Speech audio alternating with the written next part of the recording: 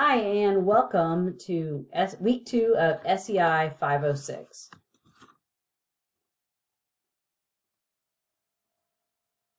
So this video will address some of the main types of ELs you'll encounter in your classroom and also culture.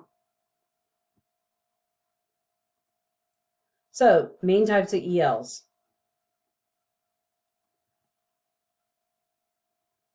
The first type is the one that we tend to think of the most.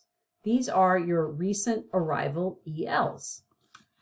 These ELs are brand new, and with them as the teacher, your main goal is to teach them social English, but also the basics of the key vocabulary words in the various content areas. The methods that you'll use for these students we will get into in later weeks. Then you have SEI students. SEI students are ELs with interrupted L1 schooling. These students may have completed school years in different countries.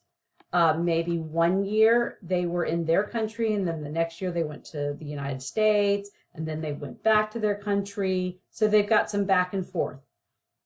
Some may not have attended school regularly in their country for various reasons. These students tend to have foundational education gaps. So like, for instance, they may know how to add and subtract, but then you get to multiplication and division or fractions, and they have no idea how to do that. They may have some L1 literacy, but they're not on grade level in their L1, which can create problems when they're learning how to read in English. So the next type of student that you may have heard of are refugees. So refugees, officially, their definition is they have come to the U.S.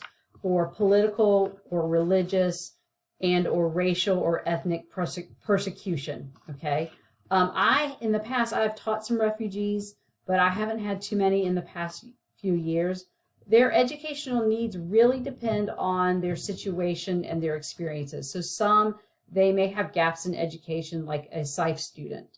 Some, they may have a little bit of English, depending on where and if they were like in a refugee camp. Some, they may have obtained high levels of literacy in their L1, and they continued their L1 schooling in a refugee camp. So once they go into English, they actually do really well. So it just all depends on the student. With refugees, recent arrivals, and SEI students, they have some similarities. They all need support in learning how to do school in the United States. Most will need support learning routines, cultural norms, expectations of school.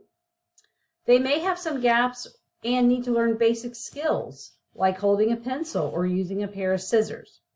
They may have experienced trauma or been put in very adult-like situations, which in the classroom could manifest into disrespectful or silly behaviors. So understanding and getting to know as much as you can about each student's individual experiences will help you be more mindful and understanding of why they act a certain way and what they're going through. Long-term ELs have very different needs from SEI, recent arrivals, and refugees. These are the kids who you're often surprised that at first they're still in ESOL because their social language is quite proficient. These students, while they may speak their first language at home, they lack L1 literacy. And in English, they are behind their grade level despite having always been in U.S. schools or having been born here. Obtaining L1 literacy is one way that schools can support their reading and writing skills in English. However, depending on school-wide supports that are available, this isn't always feasible. These students really need time and extra practice to catch up on grade level reading and writing proficiency. Now, let's take a look at the cultural iceberg model that was first developed by Edward T. Hall in 1976 as it pertains to the classroom. This is known as the cultural iceberg model. So typically when we think of culture, our first thoughts, of course, are things that are at the tip of the iceberg here, like food, music, language, festivals, different holidays, customs, flags, that sort of thing. Okay, these are what you would call your big C cultural items. While in the classroom it's nice to know about and recognize these differences, they don't really reflect or affect our interactions in the classroom. So as teachers, we have to consider the things that are deeper, that are below the surface. These are your little C culture, okay? And there's a lot of them, all right? Some of them that pop out to me on my daily basis that I see in my classroom are like notions of modesty with my students that are quite different that I've had to learn to deal with. Gender roles is something that I've had to learn how to deal with.